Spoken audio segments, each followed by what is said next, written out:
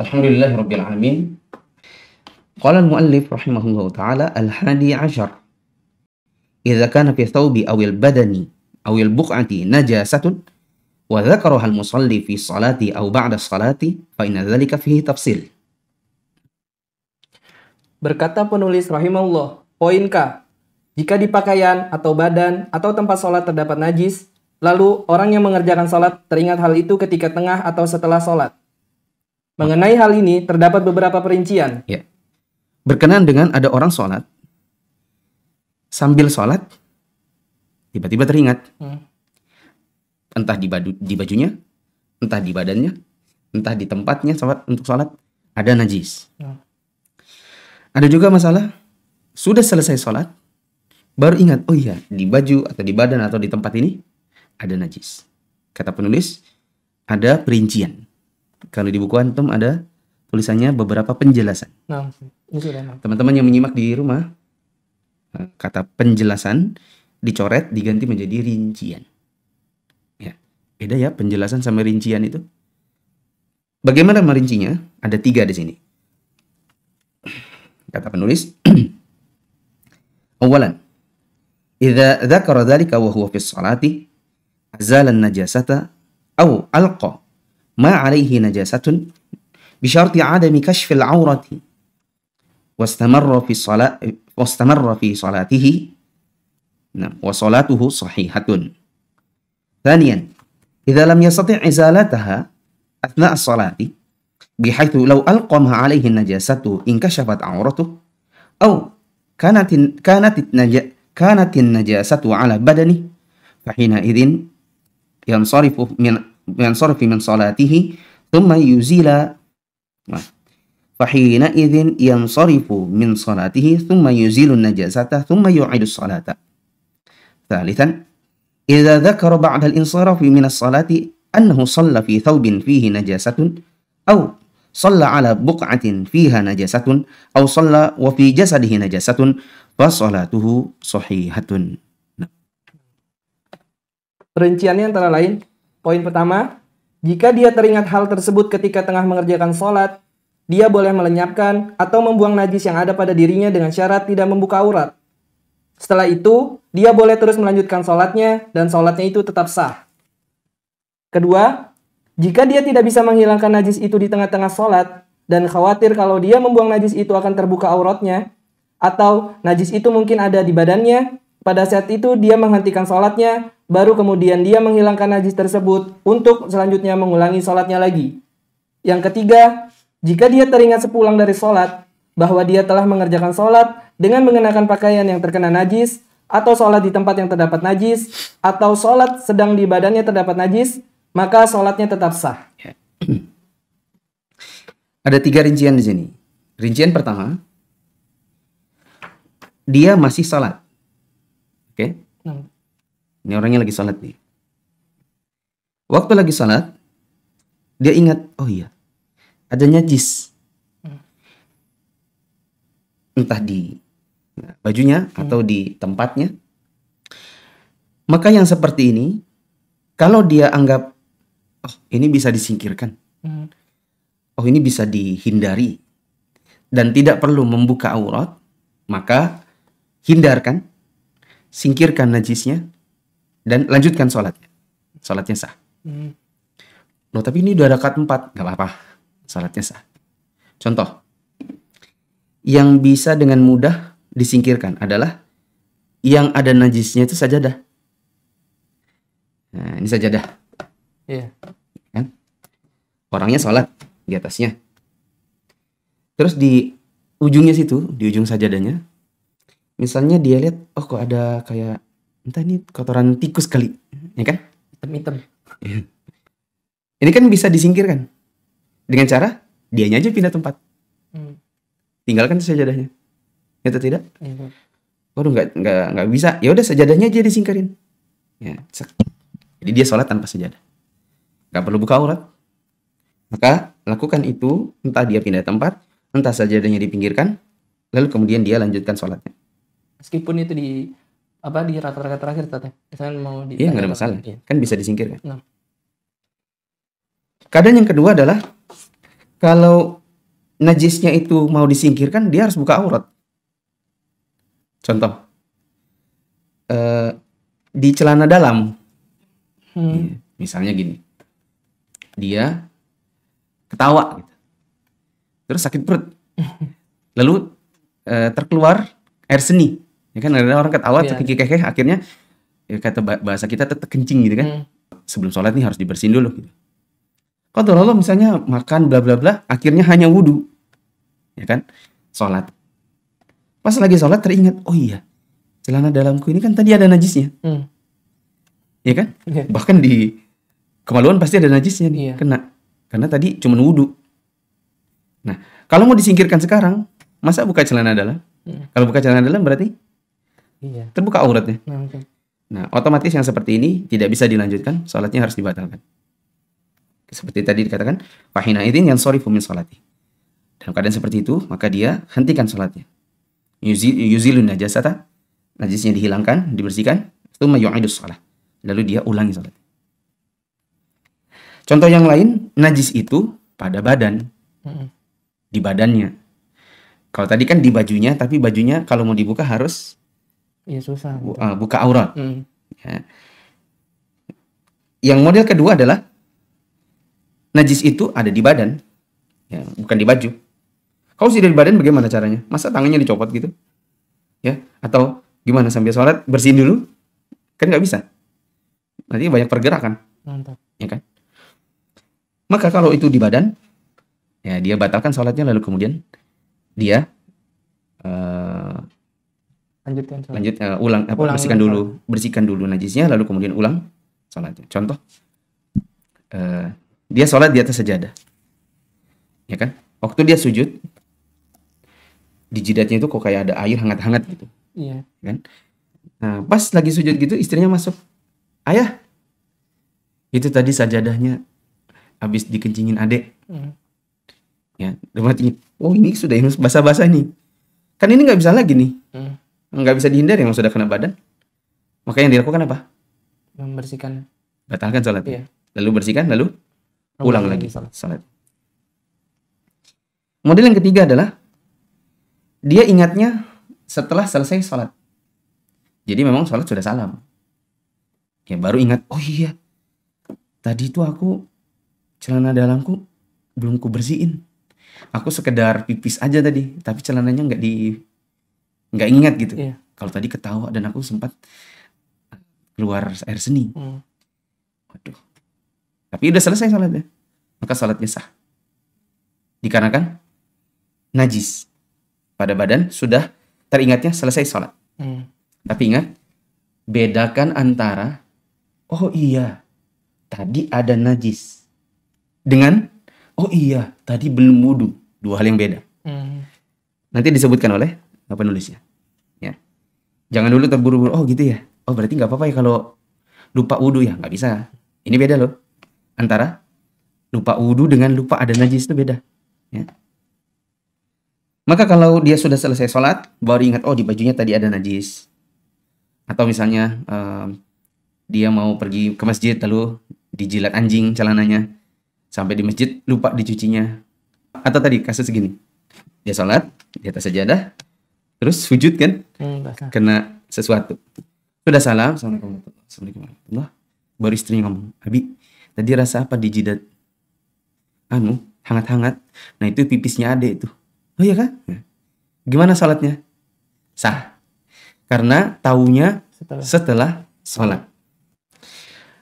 Terus kata penulis, wa yadullu ala dzalika kullihi haditsu Abi Sa'id Al-Khudri radhiyallahu anhu haitsu qala shalla bina Rasulullah sallallahu alaihi wasallam dzata yaumin falamma kana fi ba'di salatihi khala'ana alaihi fawada'ahuma an yasari falamma ra'a an-nasu dzalika khala'uni 'alahum falamma qada salatahu sallallahu alaihi wasallam qala ma balukum alqaitum ni'alakum qalu ra'aynaka alqaitana 'alaik fa alqaina ni'alana faqala sallallahu alaihi wasallam inna jibrila atani fa akhbarani anna fihima qadharan aw qala adan fa alqaituhuma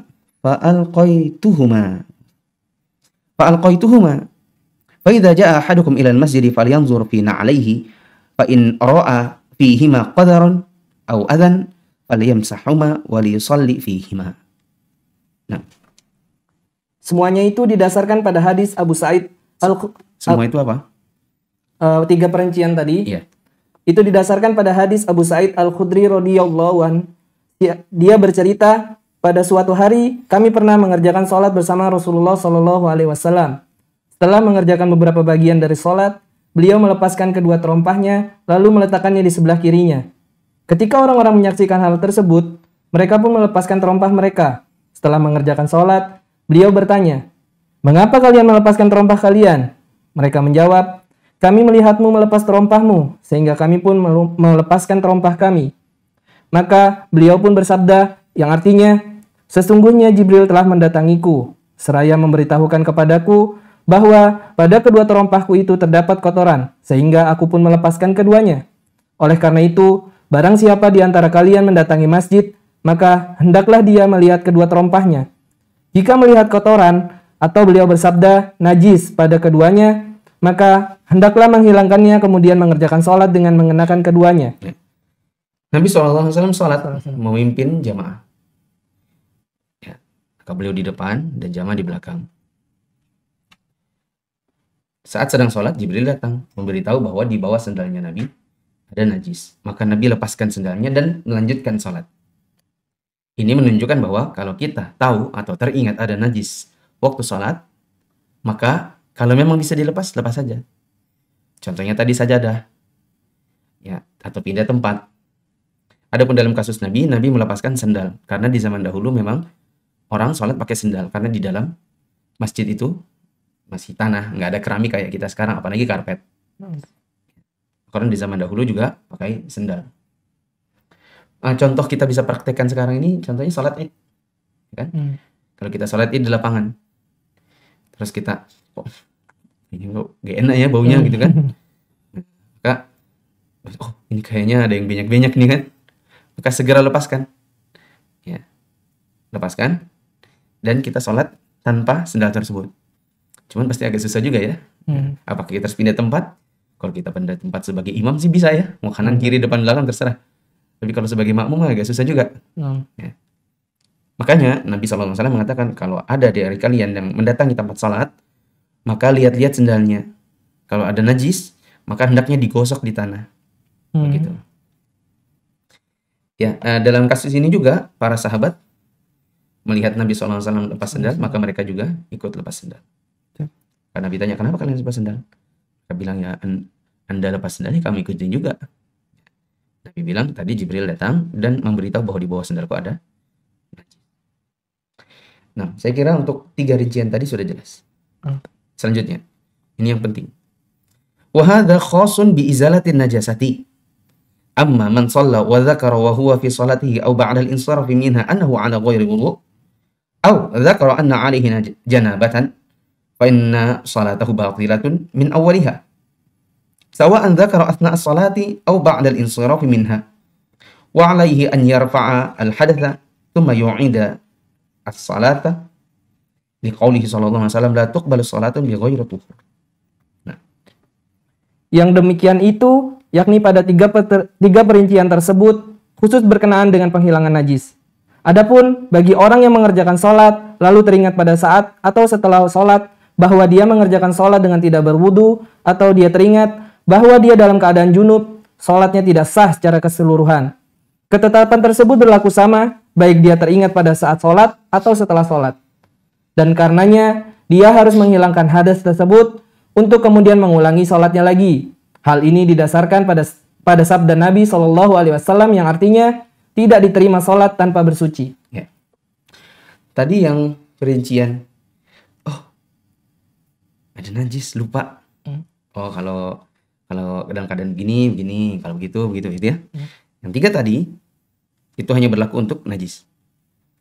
Untuk perkara lupa bahwa dia belum berwudu atau belum mandi junub, atau dengan kata lain dia lupa mengangkat hadas, maka dia tidak bisa melanjutkan sholatnya.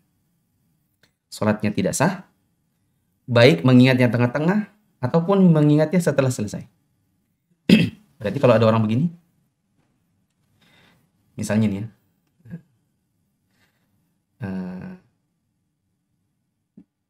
dia punya kebiasaan kalau mau pergi ke masjid wudhu dulu. Itu udah kebiasaan. Kebiasaan yang lain adalah kalau maghrib sampai isya itu wudhunya satu, sampai isya nggak wudhu lagi karena dia tahan. Pada suatu ketika pas dia lagi jalan misalnya, dia buang angin, sampai di masjid lupa kalau dia tadi sudah batal. Iya. Selesai maghrib, assalamualaikum warahmatullahi, baru dia zikir, sambil zikir astagfirullah betulan. Sholat belum wudhu lagi. Belum wudhu tadi. Maka sholat yang tadi sah atau tidak? Tidak sah. Meskipun sudah selesai sholat. Contoh yang lain, pas pulang dari maghrib, ya kan, ke rumah sambil ngobrol-ngobrol, terus jalan sama teman, terus buang angin. Ya. Temannya, langsung nih buang angin. Iya, aku gitu ya. Udah, pulang makan. Karena kebiasaannya memang nggak wudhu lagi, langsung ke masjid, ya kan? Bisa selesai sholat isya, terus ngobrol-ngobrol. Pas pulang ketemu teman yang tadi, terus diingatkan, tadi ini loh, sepanjang jalan pulang dari maghrib, masa dia buang angin. Oh iya ya, tadi aku sholat isya nggak wudhu. Jadi gimana? Jadi dia ulang lagi sholat isya yang tadi batal. Iya. Dia harus wudhu dulu, baru kemudian sholat. Nah. Contoh yang lain adalah karena terburu-buru mau pergi sholat subuh, dia nggak ingat kalau tadi malam dia junub. Entah dia mimpi basah, entah dia berhubungan dengan istrinya. Pas terbangun sudah iqomat, astagfirullah, langsung lari masuk kamar mandi, wudhu, langsung pergi sholat. Pulang dari sholat baru teringat, oh iya tadi malam junub. Iya. Dan tadi itu cuma wudhu, belum mandi. Maka sholat subuhnya tadi batal. Dia harus mandi dulu, baru kemudian mengulang sholatnya.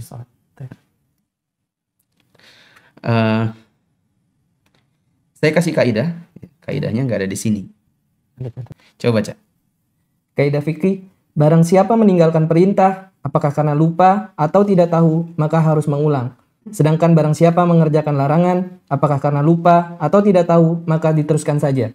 Kata Syekh Sa'di dalam kitabnya Qawaid wal Usul al-Jami'ah wal Furuq wa Taqasim al-Badi'ah an-Nafi'ah. Saya harapkan antum Indonesiakan. Man tarakal ma'mura, barang siapa meninggalkan perintah, jahilan aw nasiyan, karena belum tahu, karena bodoh, atau karena lupa, fala syai'a alaihi, maka tidak ada tanggungan apapun,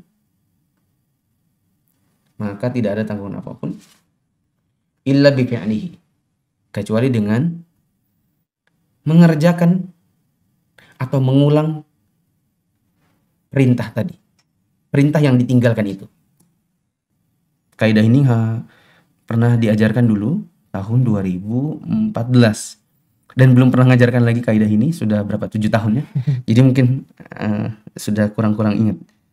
Jahilan nasiyan fala syai'a alaihi illa bi fi'lihi. Coba apa kata Syekh Sa'di? Man tarakal ma'mura jahlan aw nisyanan. Bilang tadi jahilan aw nasyan. Jahlan aw nasyanan lam tabra' dhimmatuhu illa bi fi'lihi. Lam tabra' dhimmatuhu illa bi fi'lihi. Maka belum selesai tanggungannya kecuali dengan mengerjakan atau mengulang perintah yang ditinggalkannya tadi. Wa man fa'ala al-mahdhura huwa ma'dzurun bi jahlin aw nisyanin. Dan barang siapa yang mengerjakan larangan dan dia diberi udzur karena dia lupa atau dia tidak tahu, ya, terus maka ibadahnya sudah maka bari'at dhimmatuh wa tammat ibadatuh. Maka dia sudah selesai tanggungannya dan sudah dianggap selesai ibadahnya. Secara Indonesia insya Allah udah benar. Ya, tadi Anda cuman kurang-kurang dikit dari sisi bahasa Arab. Man tarakal ma'mur jahlan aw nisyanan fa lam tabra dhimmatuhu illa bi fi'lihi wa man fa'ala al-mahdhura wa huwa ma'dzurun bi jahlin aw nisyanin bari'at dhimmatuhu wa tammat ibadatuh. Gitu. Contoh, antum jawab dulu. Kameramen juga jawab. Kalau sholat dengan najis, itu masuk yang mana? Mengerjakan larangan atau meninggalkan perintah? Mengerjakan. Sholat dengan najis, sholat dengan baju najis, sholat dengan pakaian ada najisnya, sholat dengan tempat yang ada najisnya, dengan sajadah yang ada najisnya. Itu masuk di mana? Mengerjakan larangan atau meninggalkan perintah? Meninggalkan perintah. Hah? Mengerjakan larangan. Kan dilarang kita sholat pakai baju najis. Dilarang kita sholat di atas tempat najis. Sekarang, sholat belum wudu. Itu meninggalkan perintah atau mengerjakan larangan? Meninggalkan perintah. Meninggalkan perintah. Nah, ikuti kaidah tadi. Siapa yang meninggalkan perintah, maka belum selesai. Masih ada tanggungan. Berarti kalau sholat tanpa wudu, masuk di apa tadi? Meninggalkan perintah. Berarti belum selesai. Masih ada tanggungannya. Kaidah yang keduanya adalah siapa yang mengerjakan larangan, lupa atau nggak tahu, maka sudah selesai. Dianggap sudah selesai ibadahnya karena sudah dianggap lepas tanggungannya. Berarti kalau sudah selesai sholat baru ingat ada najis, berarti ya sudah selesai ibadah. Gitu. Itu kaidahnya. Kata penulis Ats-Tsani Asyar, al-khamru. Ini tadi Anda bilang, seandainya Anda jadi penulis, ini tak masukin dalam subbab B. Khamr. Ya, tadi kok ada tentang masalah sholat, tiba-tiba terselip lagi dengan khamr. Harusnya kan yang sejenis itu dikumpulkan biar apa ya, terklasifikasi dengan benar. Gitu.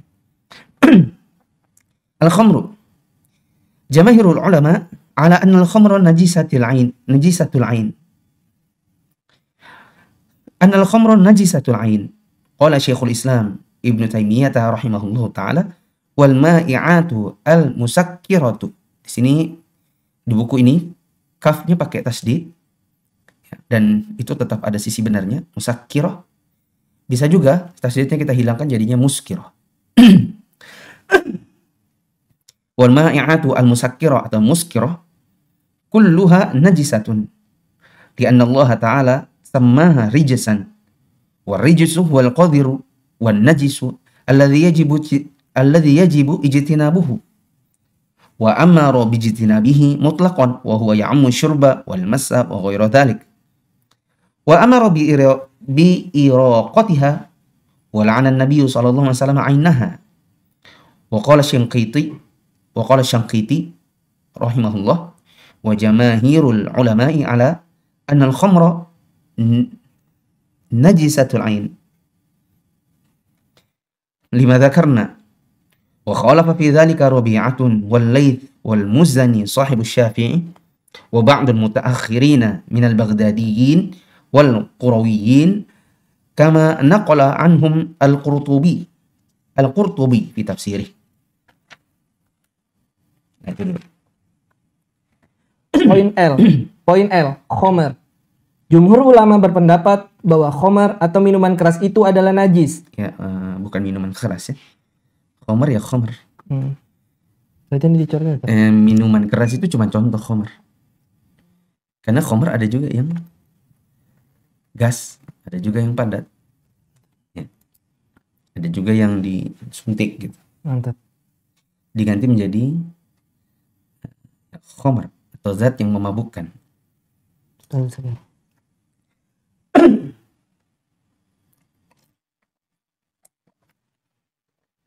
Ulang Ustaz ya. Ya. Jumhur ulama berpendapat bahwa khamar atau zat yang memabukkan itu adalah najis. Syekhul Islam Ibnu Taimiyah rahimahullahu taala mengatakan, seluruh cairan yang memabukkan adalah najis karena Allah menyebutnya sebagai rijs. Adapun rijs adalah kotoran dan najis yang harus dihindari. Di samping itu, Allah secara mutlak telah memerintahkan agar menjauhi semua minuman memabukkan, baik dengan tidak meminum, tidak menyentuh, dan lainnya. Dia memerintahkan untuk menumpahkan dan membuangnya. Dan Nabi SAW sendiri melaknat barang tersebut. Asy-Syanqiti rahimahullah berkata, jumhur ulama sepakat bahwa khamar itu najis mutlak, sebagaimana telah kami sebutkan. Namun, pendapat itu ditentang oleh Rabi'ah, Al-Laits, Al-Muzanni, sahabat Asy-Syafi'i. Itu bukan sahabat, tapi murid. Oh ya. Betul sih, di sini sahib, sahabat. Tapi kayaknya yang benar, sahib di sini bukan yang sekedar sahabat, tapi yang nemani Syafi'i. Siapa yang nemani? Murid. Ya. Jadi itu, dan itu nggak perlu koma, karena kalau koma nanti antum mengira Al-Muzani itu sendiri, sahabat Syafi'i sendiri, murid Syafi'i sendiri, ya kan? Iya. Iya, itu mengira begitu. Padahal yang dimaksud sahabat Syafi'i di situ ya Muzani. Jadi Al-Muzani murid Syafi'i. Al-Muzani murid Syafi'i. Iya, kalau antum karena di situ ada koma, pasti antum mengira Muzani itu sendiri. Terus murid Syafi'i sendiri. Padahal yang dimaksud itu adalah Muzani yang merupakan muridnya Imam Syafi'i. Namun pendapat itu ditentang oleh Rabi'ah, Al-Laits, Al-Muzanni, yakni murid Asy-Syafi'i, dan sebagian mutaakhirin dari ulama Baghdad dan ulama Qarawiyyin atau Maghrib. Ya, kalau di buku lama, cetakan lama, ditulisnya tradisional. Ulama tradisional. Yang benar Qarawiyyin itu nisbat kepada Qarawiyah, salah satu daerah di Maroko. Maroko itu juga disebut dengan Maghrib.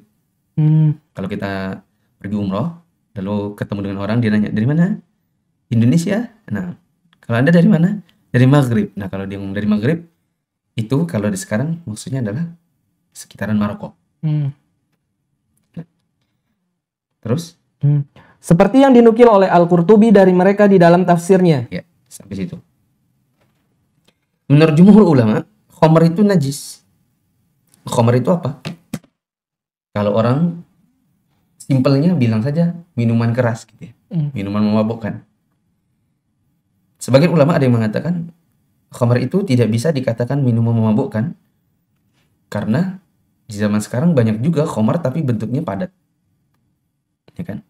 Atau ada juga sebagian cairan dia bukan minuman tapi dia memabukkan. Jadi bolehlah itu dikatakan minuman, nggak apa-apa juga. Dan itu mungkin lebih mudah buat dipahami ya. Jumhur ulama berpendapat bahwa khamr atau zat-zat yang memabukkan itu merupakan najis. Kata Ibnu Taimiyah, cairan atau minuman memabukkan itu semuanya najis. Dikarenakan Allah mengatakan dia rijs. Dan najis atau rijs yang dimaksud itu adalah najis. Ya. Dan najis itu harus dijauhi. Ya. Harus dijauhi secara mutlak, tidak boleh diminum, tidak boleh disentuh. Bahkan kalau ada khamar itu zaman dulu disuruh oleh Nabi untuk menumpahkannya. Makanya ulama yang mengatakan khamar adalah najis, mereka melarang penggunaan parfum beralkohol. Karena alkohol dianggap najis. Imam Syanqiti, Syekh Asy-Syanqiti, beliau juga berpendapat bahwa atau beliau menukil pendapat jumhur ulama bahwa khamar itu adalah najis. Meskipun ada yang menentangnya. Seperti Rabi'ah. Ya, mungkin yang dimaksud Rabi'ah Ar-Ra'i. Yang kita baca di Tabi'in. Wal-Laits, Laits bin Sa'ad. Kemudian Al-Muzani, ini muridnya Imam Syafi'i. Sebagian ulama kontemporer yang ada di Baghdad, yang ada di Maroko, sebagaimana kata Al-Imam Al-Qurtubi dalam tafsirnya.